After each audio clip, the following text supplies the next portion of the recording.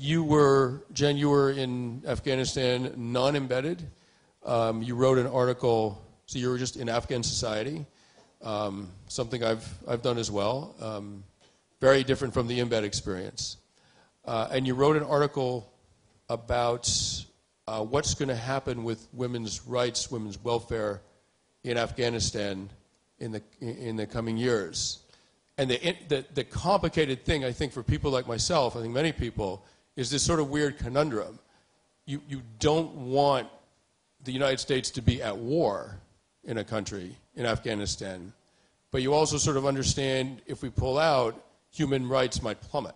And so it's this, there are these two sort of liberal values that are sort of clashing with each other, and it does make one wonder, like, what is it what are we supposed to hope for? We're supposed to hope that we stay or not stay? I mean, it's a really politically confusing thing that I don't have the answer for, but at any rate, I'd love to know if you could talk to us about where you think things are headed in Afghanistan in general, particularly for women, and is that what I just outlined, that sort of conflict, that debate, have you thought about it in those terms at all? It's confusing.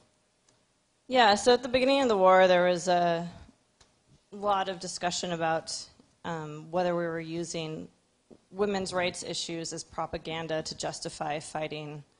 And Laura Bush was talking about it, Clinton was talking about it. There's a really long track record. And every time we had doubt, should we send more troops in? Should we take troops out? What about the women? So it's kind of an interesting area of Afghan life to look at in relationship to foreign policy and military strategy. And specifically what I wanted to look at was, we invested so much money in foreign institutions, and one of these was shelters, human rights centers, all where women could go to and be safe or report instances of mistreatment. And all of them are foreign funded. And I was reading some articles that sort of made it seem like many women were better off, had happy endings. And I kind of wanted to go and see, where that story, it seemed like that narrative was too neat. Like, what are the women doing in these shelters? What's happening? And when I arrived, I mean, it's not simple. There's no sort of it's one way or the other. It's very complicated, and the shelters were being abused. The women were stuck there for maybe 2 to 3 years, even though the funding was only coming in if they stayed for 1 year. So a lot of the women were suffering from mental illness. It felt like I was going into some sort of purgatory. I mean, that was really the best way to describe it. The women didn't know what was going to happen. They weren't happy with their situation because, they were considered criminals by society. So just because they fled home, maybe to go to a shelter, doesn't necessarily imply freedom, that sort of sprint.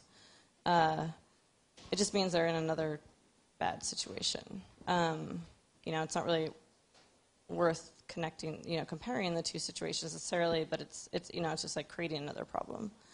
One of the most interesting sort of comments I heard about sort of the, where women's rights issues are going, or have we done anything for them, came from a parliament member named Fawzia Koofi, who was actually going to run for president until she was, believed she was put in danger, and so she dropped out. And she said she was going to try to wait for a new generations of Afghans to grow up and sort of hopefully accept a woman running in the elections. But she basically said that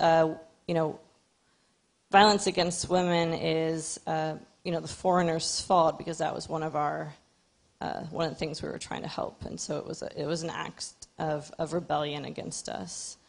And so it really felt like we were just there was a tightrope walk there between whether we were helping them, which on paper it sounds like we are, but then when you get into the intricacies of the network that these women are sort of trapped in, once foreign funding pulls out, it doesn't look good.